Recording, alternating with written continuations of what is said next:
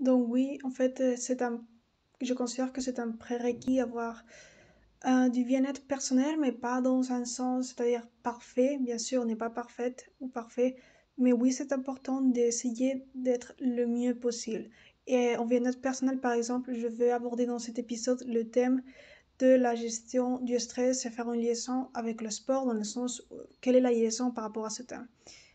En fait, par rapport au sport, c'est de l'activité sportive régulière qui a une influence concrète dans la gestion du stress de l'être humain.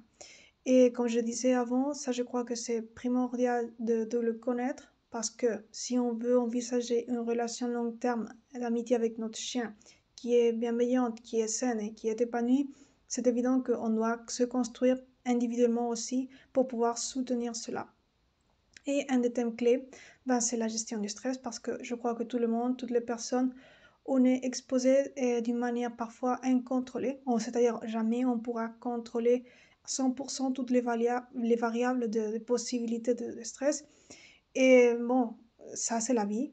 Mais en fait, oui, on peut, entre guillemets, contrôler parce que je n'aime pas beaucoup le mot contrôler.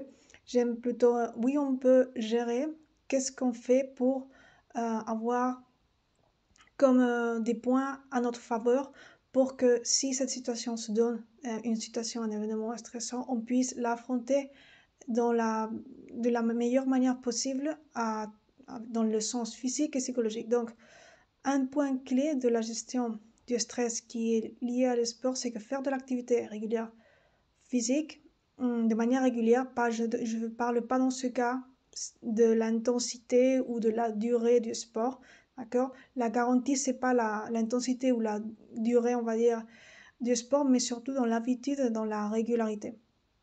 Et donc ça, c'est bon pour, par exemple, gérer le stress. Dans quel sens? Ben, ça va te permettre, dans le sens physiologique, à ton système cardiovasculaire ou bon, système du cortisol, d'avoir une mineure réactivité, par exemple, face à un événement stressant que tu passes et que tu n'as pas, qui t'a surpris. D'accord?